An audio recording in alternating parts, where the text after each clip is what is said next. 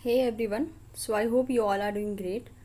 Today we are going to talk about the population dispersion, and this topic we have taken from the unit of ecology. Okay, also this topic is one of the most important topic from your CSI and at examination point of view. So as because we are dealing with population dispersion, so first of all we have to know that what is population. And if I'm not wrong, I have already covered this topic, that is mainly the population in mark and recapture technique. Okay, so in one line we can say that it is the collection of individual of the same species that live together in a particular area or in a particular region, and they are known as a population. Okay, and dispersion means, that means the distribution or the pattern of distribution. So in this particular topic, we are going to study that what kind of different distributions are there regarding the population. Okay, so that is what mentioned here, that is the dispersion refers to the distribution pattern of individuals of population. So it is arrangement of the population in a given area. So it's like whatever the pattern, okay, like if a population is there, obviously it is going to follow some kind of pattern, mainly in its distribution pattern. Okay, that means in some area there will be like a random distribution, in some area there will be a different kind of distribution. So this kind of distribution will be known as a pattern of distribution. Okay, it is going to have its own pattern, and if we are studying regarding that distribution pattern, so that will be known as a population dispersion or population distribution. So if we see that what kind of dispersion pattern are there, or like in what form, we are mainly going to see the distribution of population. So it is mainly going to fall under the three type. First is the random, second is the regular, for which sometimes we use the word that is the uniform, and third is the clumped.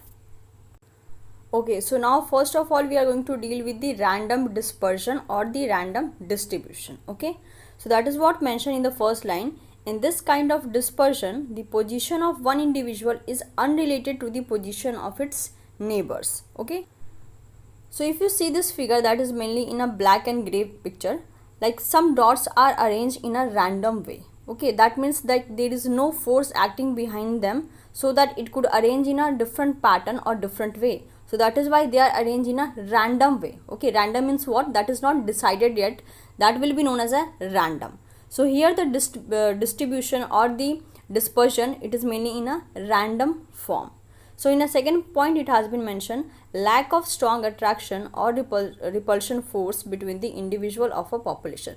So as because in a population the individuals are distributed in a random manner, so that is why there is a lack of like strong attraction, even there is a lack of repulsion. So that is why there is a random distribution, because if there is a presence of repulsion or there is a presence of attraction, obviously there should be some kind of, like that there will be some kind of connection between them. Okay, either they will fight or they will live happily, but here there is a like lack of repulsion as well as strong attraction. So that is why we are going to see a random distribution pattern in a particular population. In the next line it has been mentioned that there is a lack of pattern of distribution, because randomness or the random distribution, it is not going to follow any kind of pattern, because random things are not arranged in pattern. So that is why we are saying that there is a lack of distribution pattern. So for example, like the plant or the organism which is going to show the random dispersion, it is going to include the rooted plants as well as the seed dispersions. So the seeds, they mainly used to show the random dispersion, because whenever naturally they are going to disperse themselves, they are going to arrange themselves in a random manner. Okay, so in the figure also you can see that from those seeds there is a generation of plants, and they have arranged in a random manner. Now the next type of dispersion is the uniform dispersion. That means everything will be arranged in a uniform manner. Okay, so in the first line it has been mentioned, in the uniform distribution the individuals are more or less spaced at an equal distance from one another, but this is very rare in nature and common in the managed cropland as well as the penguin groups. So the organisms which are following this uniform dispersion, they are going to maintain equal distance from one another, and in this way we are going to get the uniform dispersion pattern. Okay, so this kind of uniform dispersion we are mainly going to see in a managed cropland. That means like the large field in which we used to see that like there is a planting of different trees or plants, but they are very equal distance if we compare the distance between 2 to 3 plants. Okay, like in the pictures also you can easily able to see that there is a managed cropland. Okay, so this will be an example of a uniform dispersion, as well as this uniform dispersion you will able to see in a penguin groups. Now the last type of dispersion is the clump dispersion, and this is the most commonly occurring dispersion. That is, the individuals are arranged in groups of varying size. They used to have a force of attraction, as well as most population exhibit this kind of dispersion. Sorry, it should be kind, not king. So in this way, the most of the population, it will going to exhibit the clump dispersion. Okay, so like whenever you will see your neighbor, whether you are going to have your friend circle, all will going to form a group means what? That is in a clump form. Even though in our ecosystem also we are going to see that organisms or animals, they mainly used to walk in a group form, and that is an indication of the clump dispersion. So that is why this is the most common form of dispersion, that is the clump dispersion, because it is going to include the force of attraction. So from the figure also you can easily able to see that there are some dots which are arranged in group. Okay, and this is a real scenario that how we used to see people in our environment, or how we used to see different kind of animals whenever we see our ecosystem. Okay, so with this we have completed with the theoretical portion of the dispersion. Mainly we have gained the whole concept regarding the dispersion. Now let's talk about the numerical form of dispersion. So in your CSIR net, mainly they used to ask question on the numerical form. That is like they will give you some value and they will ask that what kind of dispersion this particular population will going to follow. Okay, so in that case, if you are knowing the formula, then only you will going to answer that question, otherwise you have to leave that. So for doing that, that is for calculating or identification of type of dispersion, like there is a one formula, that is delta equals to variance upon means. Okay, what is the meaning of variance? That is the fact of quality of being different, divergence or inconsistent. So it is mainly going to indicate the differences, okay, or divergence. That means something has been deviated from its normal or standard value, that will be represented in the form of a variance. And I'm expecting that mean is very normal thing, and I think many of you are already familiar with the mean. Okay, that is the concept of mean. Whatever the number which has been given to you, you have to do the sum and divided by the total number of value. Okay, and that will give you a mean. But in question directly they used to provide you the value of variance as well as mean. So here delta is going to represent the dispersion, and that will be equals to the variance upon mean. So if we talk about the cases, so if delta is equals to the 1, that means it is going to indicate the random distribution.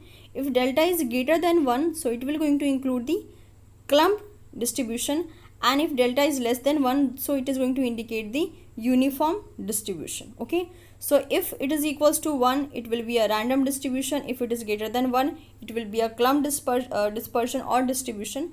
And if delta is less than 1, so it is going to indicate the uniform distribution. So in this way we are done with the formula 2. And now let's switch to one question that has been asked in CSIR net 2016 June.